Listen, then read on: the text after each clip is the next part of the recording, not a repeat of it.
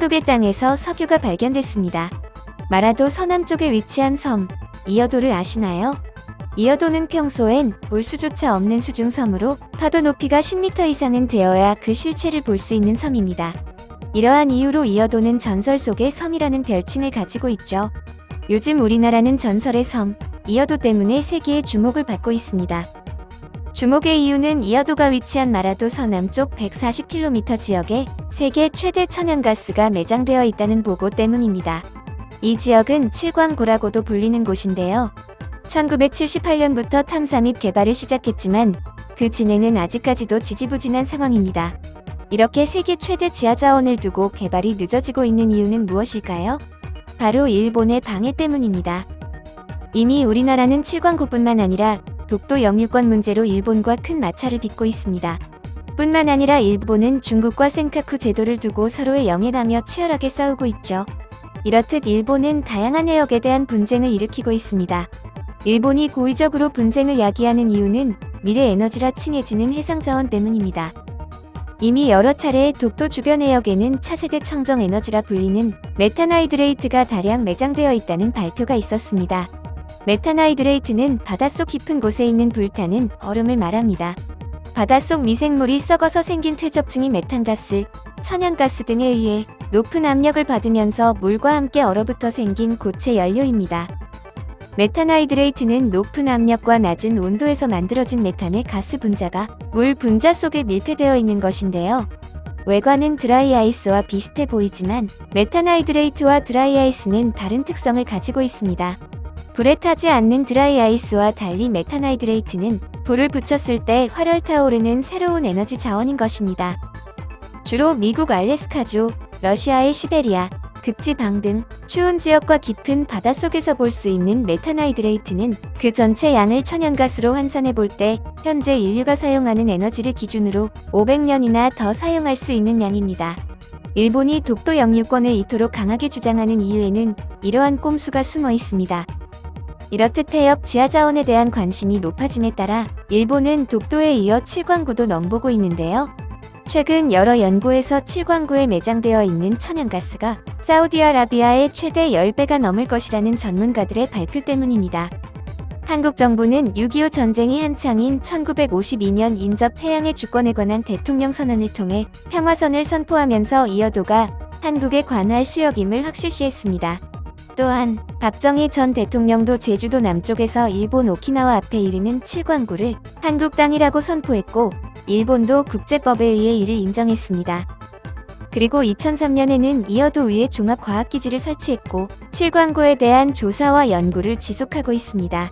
즉, 현재까지 우리나라의 영토로서 권한 행사에 아무런 문제가 없다는 뜻입니다.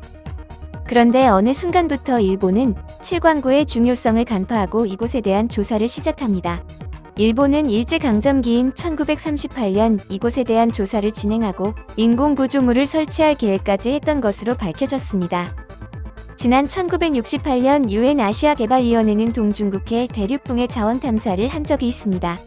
당시 보고서에는 대만에서 일본 오키나와에 이르는 동중국해에 세계에서 가장 많은 매장량의 석유 자원이 묻혀 있을 가능성이 크다라는 주장이 나왔습니다. 그리고 2004년에 미국의 국제정책연구소 우드로 월슨 센터가 발표한 보고서에도 동중국해 천연가스 매장량이 사우디아라비아의 10배에 달할 것이라는 언급이 있었죠. 지도상으로 보면 칠광구의 위치가 일본 영토에 더 가깝습니다. 그런데 어떻게 우리나라가 칠광구 지역에 대한 영유권을 주장할 수 있었을까요? 이유는 지정 당시 국제해양법 덕분입니다. 당시 국제해양법은 대륙붕이 어느 나라와 연결되어 있는지를 기준으로 누구 땅인지를 결정했는데 칠광구는 제주도에서부터 한 줄맥으로 이어져 있어 우리나라 땅이라고 인정했습니다. 반면 일본은 거리상으로는 칠광구와 더 가깝지만 오키나와 사이에는 600m 깊이의 거대한 해구인 바다 골짜기가 막고 있어 일본 영토와 끊겨 있습니다. 이러한 상황에서 1978년 일본은 발빠르게 움직여 한국의 칠광구에 공동개발 제의를 하고 아직 기술력과 경제력이 부족했던 박정희 전 대통령은 어쩔 수 없이 이를 수락하게 됩니다. 공동개발 조약은 향후 50년간 석유가 발견되면 한국과 일본이 반반씩 나눈다라는 것을 주요 내용으로 하고 있습니다. 이때부터 칠광구의 이름을 한일 공동개발구역으로 바꾸고 개발에 나서게 됐는데요. 1980년부터 한일 양국은 함께 탐사를 시작했고 시범적으로 7개의 시추공을 뚫고 3개의 시추공에서 작은 양이기는 하지만 석유와 가스가 발견하는 등 성과를 냈습니다. 하지만 일본은 1986년 갑자기 개발 중단을 선언하고는 철수해버립니다. 뜬금없는 일본의 철수에 당황한 한국은 단독으로라도 개발을 추진하고자 했지만 한일 공동개발 조약에 단독 개발 불가 조항이 있었기에 우리나라도 개발을 멈출 수밖에 없었습니다.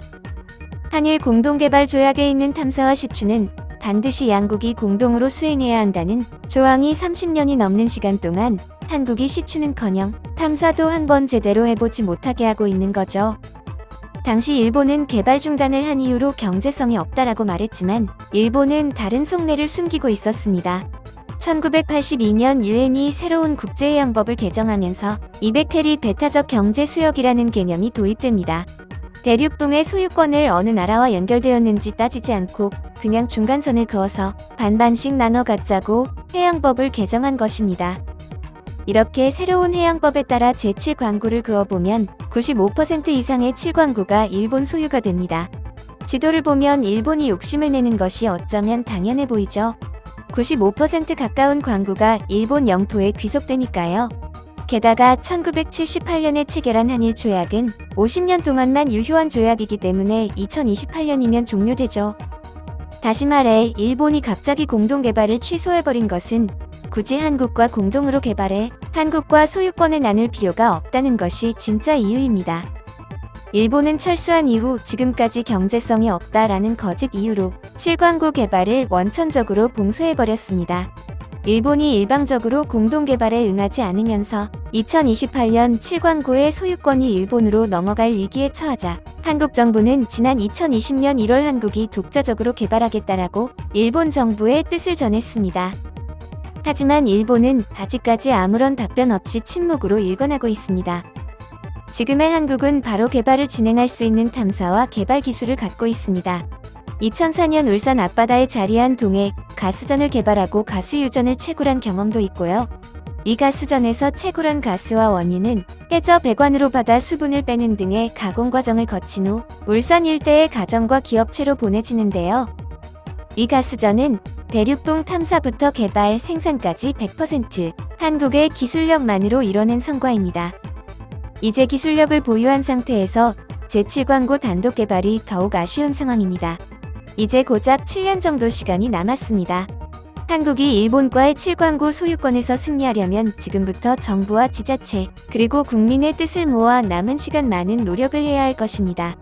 오늘도 끝까지 시청해주셔서 감사드리며 오늘의 영상은 여기서 마치겠습니다.